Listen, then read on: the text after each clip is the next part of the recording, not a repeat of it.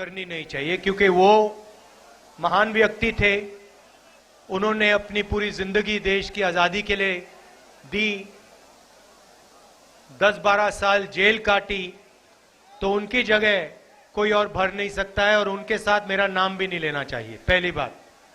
अब दूसरी बात, मैं मेरे कांग्रेस पार्टी के जो मित्र हैं उनसे थोड़ी कड़ी बात कहना चाहता हूं। देखिए,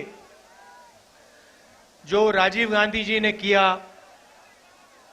इंदिरा गांधी जी ने किया, वो शहीद हुए, उन्होंने जो करना था किया और अच्छा किया, मगर कांग्रेस पार्टी को हर मीटिंग में यह दोहराना नहीं चाहिए। देखिए, महात्मा गांधी जी ने जो किया वो कर दिया, जो इंदिरा गांधी जी ने, जवाहरलाल नेहरू जी ने, राजीव गांधी जी ने, सरदार पटेल जी ने जो किया कर दिया, वो अच्छा है। मगर हमें यह बोलना चाहिए कि हम जनता के लिए क्या करने जा रहे हैं, यह ज्यादा जरूरी है। तो मेरे दिल में बात आई, कभी कभी मैं जो आता है कह देता हूं, तो मैं आपसे माफी मांगता हूं। 2-3 चीजें मैं आपसे कहना चाहता हूं। देखिए, ये यात्रा हमने शुरू की, इसका लक्ष्य भारत को जोड़ने का था। कन्याकुमारी से कश्मीर ये यात्रा चलेगी और ये 2-3 मुद्दों को उठाने के लिए हम चल रहे हैं। एक आंकड़ा मैं आपको देना चाहता हूं, जिससे आपको सब बात समझ आ जाएगी। देखिए, हिंदुस्तान के 100 सबसे अमीर लोगों के पास उतना ही धन है जितना हिंदुस्तान के 55 करोड़ लोगों के हाथ में है।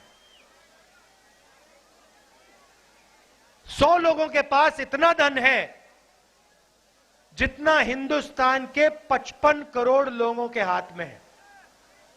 हिंदुस्तान का आधा धन सिर्फ 100 लोगों के पास है और इन 100 लोगों के लिए हिंदुस्तान चलाया जाता है। और अगर आप उससे भी गहराई में जाना चाहते हैं तो आप उन 100 लोगों को भी छोड़ दीजिए, उनमें से 4-5 ऐसे लोग हैं जिनको आज आप हिंदुस्तान के महाराजा कह सकते हो, राजा कह सकते हो। पूरी की पूरी सरकार, पूरा मीडिया, सारे ब्यूरोक्रेट इनके इशारे से काम करते हैं। नरेंद्र मोदी जी भी इन्हीं के इशारे से काम करते हैं। जो ये कहते हैं वो नरेंद्र मोदी हिंदुस्तान के प्रधानमंत्री करते हैं। इन्होंने कहा कि जो छोटे व्यापारी हैं, जो मिडिल साइज व्यापारी हैं, उनको खत्म करना है। इन्होंने नरेंद्र मोदी जी को इशारा दिया और नरेंद्र मोदी जी ने एक के बाद एक निर्णय लेने शुरू कर दिए। नोटबंदी, भाइयों और बहनों, यह पॉलिसी नहीं है, यह हथियार है। यह हिंदुस्तान के छोटे व्यापारियों को, मिडिल साइज बिजनेस चलाने वालों को, यह दुकानदारों को खत्म करने का हथियार है। दूसरा हथियार, गलत जीएसटी। आज मुझे सड़क पे बताया गया कि अगर कोई व्यापारी गुड़, बेसन अगर 25 किलो से ज्यादा, 25 किलो से कम बेचता है तो उस पर जीएसटी लागू हो जाती है, मगर अगर 25 किलो से ज्यादा बेचता है तो उस पर जीएसटी नहीं लगती। तो जहां भी ये छोटे व्यापारियों को मार सकते हैं, खत्म कर सकते हैं, ये पूरा का पूरा दम लगा के कर देते हैं। लक्ष्य है कि जो हिंदुस्तान के छोटे व्यापारी हैं, जो देश को रोजगार देते हैं, इनको खत्म कर दिया जाए और हिंदुस्तान के सबसे बड़े 3-4 पूंजीपतियों को देश का पूरा धन दे दिया जाए। तो यात्रा का पहला लक्ष्य, इसका जो नतीजा आ रहा है, जो 5-7 पूंजीपतियों को पूरा का पूरा देश का धन दिया जा रहा है, इसका नतीजा है कि देश युवाओं को रोजगार नहीं दे पा रहा है। मेरे से कन्याकुमारी से यहां तक हजारों युवा मिले हैं, हजारों युवा मिले हैं और सारे के सारे मुझे कहते हैं हमें बीजेपी के, नरेंद्र मोदी जी के हिंदुस्तान में हमें रोजगार नहीं मिल सकता है। हमने इंजीनियरिंग की पढ़ाई की, आज हम ओला चलाते हैं, उबर चलाते हैं या फिर मजदूरी करते हैं। तो ये हालत हिंदुस्तान की है। जो गरीब लोग हैं वो बेरोजगार हैं, उनको रास्ता नहीं दिख रहा, उनके सपने पूरे नहीं होते, और 5-6 अरबपति हैं, उनको सब कुछ मिल जाता है। एयरपोर्ट मिल जाते हैं, पोर्ट्स मिल जाते हैं, सड़क भी वही बनाते हैं, खेती भी वो करना चाहते हैं, इंफ्रास्ट्रक्चर भी वो बनाते हैं, टेलीफोन का सिस्टम भी वो चलाते हैं, सारा का सारा उनके हाथ में। और इससे देश को बहुत गहरी चोट पड़ रही है। तो पहला मुद्दा भारत जोड़ो यात्रा का बेरोजगारी के खिलाफ खड़े होने का है। दूसरा मुद्दा, और हर किसान मुझे ये कहता है, महंगाई बढ़ती जा रही है। यहां हमारी माताएं बहनें आई हैं, सबसे बड़ी चोट इनको पड़ती है। आप मुझे बताइए, यूपीए के समय गैस सिलेंडर का क्या दाम था? क्या दाम था? 400 रुपए। आज क्या दाम है? 1100। पेट्रोल का क्या दाम था? आज क्या दाम है? डीजल का क्या दाम था? आज क्या दाम है? ये तो पूरा हिंदुस्तान जानता है। मगर आपको एक और सवाल पूछना चाहिए, ये जो पैसा आपके जेब में से निकल रहा है, सिलेंडर का पैसा, पेट्रोल का पैसा, डीजल का पैसा, ये कहां जा रहा है? ये किसकी जेब में जा रहा है? ये किसके हाथों में जा रहा है? ये वही 5 पूंजीपतियों के हाथ में जा रहा है।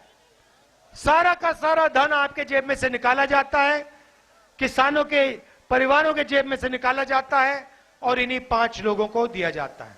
यह दूसरा मुद्दा है। इंटरनेशनल मार्केट में तेल के दाम गिरे हैं, मगर हिंदुस्तान में तेल के दाम, पेट्रोल के दाम कभी नहीं गिर सकते। इस देश में पेट्रोल और डीजल के दाम बढ़ते जाएंगे। इंटरनेशनल मार्केट में जहां से हम खरीदते हैं वहां पे दाम घटते जा रहे हैं और हिंदुस्तान में दाम बढ़ते जा रहे हैं। फायदा किसको? उन्हीं 2-3 उद्योगपतियों को, अरबपतियों को। तो दूसरा मुद्दा महंगाई का मुद्दा है और इससे सब गरीब लोगों को चोट पहुंचती है। किसानों को, मजदूरों को, छोटे व्यापारियों को, स्मॉल मीडियम बिजनेस चलाते हैं, उनको सबको चोट पहुंचती है। और तीसरा मुद्दा जो नफरत का मुद्दा है, आरएसएस और बीजेपी, उनकी योजनाएं डर फैलाने की योजनाएं हैं। नोटबंदी का लक्ष्य हिंदुस्तान की जनता के दिल में डर फैलाने का था। गलत जीएसटी छोटे व्यापारियों को डराने की योजना है। जो आज बेरोजगारी है उससे डर बढ़ता जा रहा है और इस डर का फायदा सिर्फ बीजेपी और आरएसएस को होता है, क्योंकि वो इस डर को नफरत में बदलते हैं। उनका काम ही डर को नफरत में बदलने का है। उनके पूरे पूरे संगठन यही काम करते हैं, देश को बांटने का काम करते हैं, नफरत फैलाने का काम करते हैं और डर फैलाने का काम करते हैं। और इसीलिए भारत जोड़ो यात्रा का तीसरा लक्ष्य और शायद सबसे जरूरी लक्ष्य, देश में जो डर फैलाया जा रहा है, नफरत फैलाई जा रही है, उसके खिलाफ खड़ा होना। भाई और बहनों, मैं आपसे पूछता हूं, आपके परिवार में अगर लड़ाई हो, भाई भाई से लड़े, बेटा पिता से लड़े, माता बेटी से लड़े, तो क्या उस परिवार को फायदा मिलता है? फायदा होता है परिवार को कभी? ऐसा कोई परिवार है जो बांटा गया, जिसमें लड़ाई हुई, जिसमें नफरत है और वो आगे बढ़ गया? कोई है ऐसा परिवार? एक परिवार नहीं मिलेगा आपको। तो अगर परिवार को नफरत और हिंसा से फायदा नहीं होता तो देश को कैसे होगा? तो भाइयों और बहनों, देश कमजोर हो रहा है और इस कमजोरी का फायदा देश के दुश्मन उठाएंगे। इस कमजोरी का फायदा जो देश का भला नहीं चाहते हैं वो उठा रहे हैं। इसीलिए हमने देश को जोड़ने की यात्रा, कन्याकुमारी से श्रीनगर तक की यात्रा, श्रीनगर में तिरंगा फहराने की यात्रा हमने शुरू की है और यह यात्रा श्रीनगर तक जाएगी। मैं एक और बात कहना चाहता हूं। देखिए, राजस्थान में, महाराष्ट्र में मैं चला और जब मैं आपसे मिलता हूं, आप दो नारे इस्तेमाल करते हो सड़कों पे। एक आप कहते हो राम राम सा है, जो मैंने अभी पहले बोला, राम राम सा, सही? और दूसरा आप कहते हो जय सिया राम, सही? अब मैं आरएसएस बीजेपी वालों से पूछना चाहता हूं, आप जय श्री राम बोलते हो, मगर आप जय सिया राम क्यों नहीं बोलते हो? आपने सीता मां को इस नारे से क्यों निकाला? आप में सीता मां का अपमान क्यों करते हो?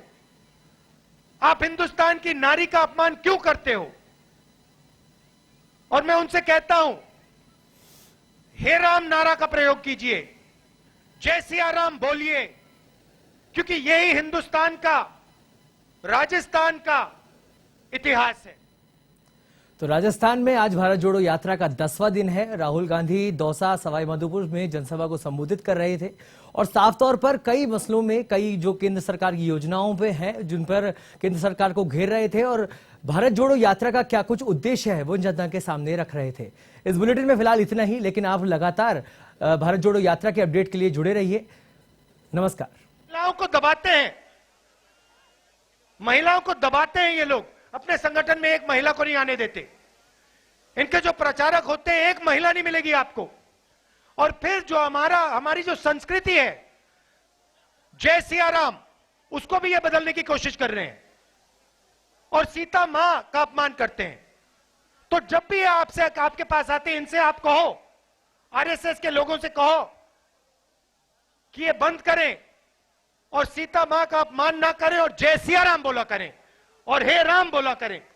और जो राम भगवान ने कहा था, जो राम भगवान ने कहा था, भाई और बहनों, राम ने